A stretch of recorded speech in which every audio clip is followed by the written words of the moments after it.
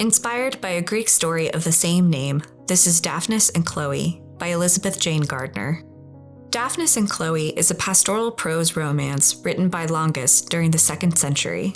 It's a story of childhood friends turned lovers who were each abandoned at birth but were found and raised by neighboring herders. After enduring various dangerous incidents, overzealous suitors, and finding their birth parents, they live happily ever after together in bucolic bliss. Gardner depicts the young couple in a way that captures the innocence of youthful love. Chloe sits on a rock, her hands raised as she places a crown of flowers on her head, which could symbolize maturity or flowering to womanhood. Daphnis kneels at her side, his handful of flowers resting in her lap, lightly embracing her as the two share a loving gaze. The flowers could possibly be morning glory, which symbolize affection and gentle romantic feelings, and apple blossoms, which are closely associated with Aphrodite, the Greek goddess of love. The wooded background sets the pastoral scene, the cluster of trees seeming to offer a sense of privacy for a gentle moment between the young couple. It also harkens back to idyllic scenes of a fête galante. Gardner's technical skill is evident in how she depicts texture, as seen in the roughness of the rock, the crimps and folds of Chloe's dress, and the contrasting softness between the fur and leathery skin of Daphnis's pelt. Chloe's dress is one of the few areas in the painting where her brushstrokes are noticeable. The texture that the brushstrokes create seemingly mimic the textile surfaces, and contrasts with the smooth petals in her lap. Gardner began painting this work in December 1880 and completed it in time for admission to the 1882 Salon. Its subject matter and size proved a challenge for Gardner, who wrote that it was one of the largest pieces she had attempted up to that point.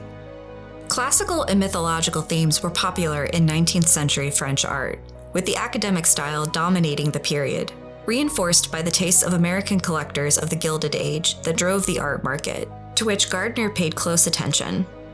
Rural settings in art were popular in opposition to industrialization. There was also a renewed interest in themes of young love and idealized figures popularized in Rococo works.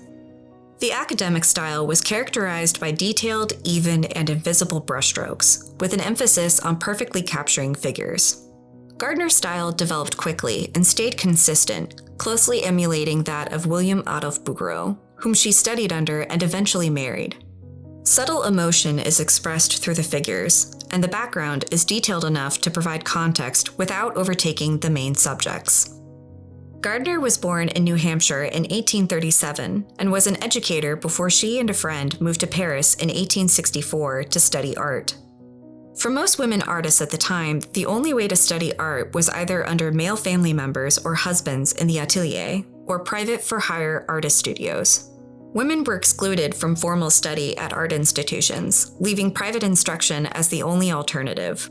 Similar to Rosa Bonheur, Gardner wore men's clothing to gain access to some of these spaces to learn. She took as many classes as she was able to get into and studied under several artists to gain experience. At the time, there was criticism that her works were imitations of Bouguereau, to which she noted, "I know I am criticized for not more boldly asserting my individuality, but I would rather be known as the best imitator of Bouguereau than nobody." Gardner was especially pragmatic and knew how to market her works to support herself as an artist. While her works followed in the tradition of academic painting, Gardner nonetheless left her mark as a successful female expatriate in Paris during the late 19th century.